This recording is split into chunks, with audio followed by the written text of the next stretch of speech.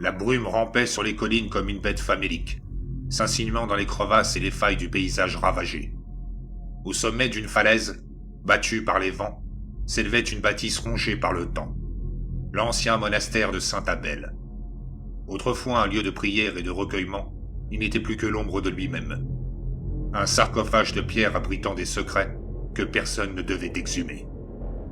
Valentin ne connaissait pas cette histoire. Vagabond depuis trop longtemps, il ne voyait dans ce monastère qu'un abri contre la nuit glaciale. Ses pas résonnèrent sur les pavés moussus du cloître abandonné. Il sentit aussitôt une odeur étrange.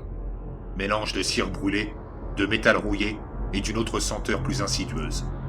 Une senteur qui éveillait des instincts enfouis. Un relent de chair avariée. Il aurait dû partir, mais la fatigue et la faim le clouaient sur place. Il longea un couloir, évitant des racines monstrueuses qui s'extirpaient du sol comme des doigts décharnés. Une faible lumière vacillait au bout du corridor. Il s'en approcha, et lorsqu'il poussa la porte, il comprit que son destin venait de se sceller. La pièce était un abattoir silencieux. Des corps humains, ou du moins ce qu'il en restait, pendaient à des crochets rouillés, leur chair livide percée d'inscriptions incompréhensibles. Le sang avait depuis longtemps séché sur les murs de pierre, formant des motifs qui semblaient bouger sous la lueur tremblotante des bougies.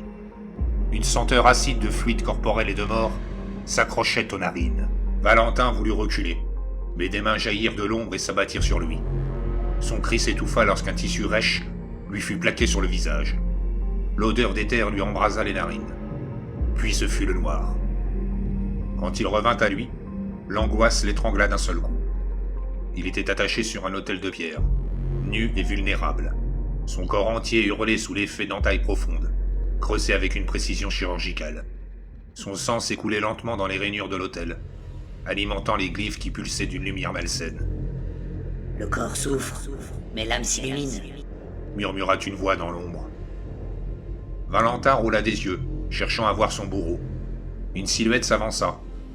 Un homme vêtu d'une robe noire, son visage dissimulé sous un masque de cire fondue. Autour de lui, d'autres ombres masquées observaient en silence. Les frères du sanctuaire. Qui êtes-vous ? Sa propre voix n'était qu'un souffle. La silhouette au masque de cire inclina la tête. Ceux qui libèrent. Une lame effilée s'enfonça sous l'un de ses ongles. La douleur fut instantanée, fulgurante, remontant le long de son bras en une vague de souffrance insoutenable. Valentin hurla, mais cela ne fit que ravir ses tortionnaires. Ton corps est une cage, vagabond. Et ta douleur est la clé. Les autres masques s'approchèrent, des scalpels luisants entre leurs doigts osseux. Valentin ne comprenait pas. Était-ce un cauchemar ? Une hallucination ? Une nouvelle incision lui arracha un râle, puis une autre. Il s'appliquait, minutieux comme des sculpteurs façonnant leur chef-d'œuvre. Chaque coupure dessinait un symbole complexe, s'imbriquant dans d'autres gravures qui s'étendaient déjà sur sa poitrine, sa gorge, son visage. Un liquide poisseux, noirâtre, s'échappait de ses plaies, mélangé à son propre sang. Quelque chose d'anormal, quelque chose d'ancien. Il réagit. Il est prêt. Le grand vitrail brisé du monastère laissait filtrer une lumière maladive. Dans la clarté fantomatique, Valentin crut voir les murs bouger, comme si la pierre elle-même respirait. Une forme se dessina dans la pierre, une ombre gigantesque qui ouvrit des yeux vides. Et puis il comprit. Ce n'était pas un monastère, pas un temple, c'était une tombe, une prison, un charnier. Et il n'était pas qu'un simple captif, il était un ingrédient. Il n'était pas le seul. Autour de lui, suspendus à des crochets, d'autres prisonniers agonisaient, leur souffle saccadé résonnant comme un chant funèbre. Certains avaient encore assez de force pour gémir, d'autres n'étaient plus que des carcasses vidées de toute humanité.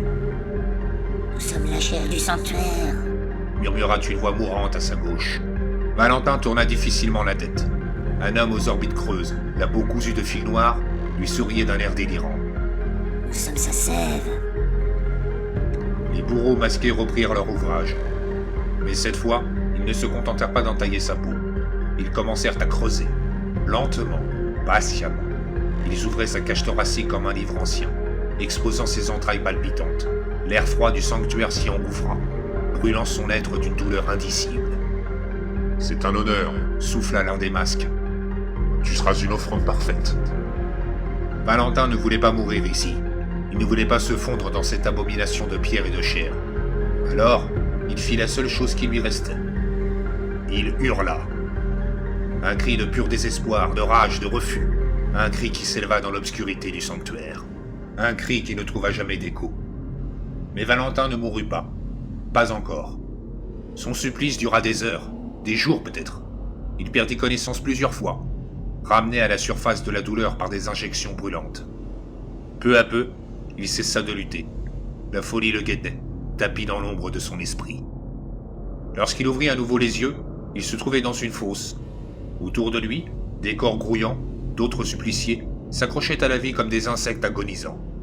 Il tenta de bouger, mais ses muscles n'étaient plus que douleur et chair meurtrie. Les masques le regardaient d'en haut, depuis les rebords de la fosse. Il est prêt.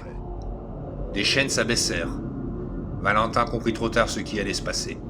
Il n'était plus un homme, il était un sacrifice.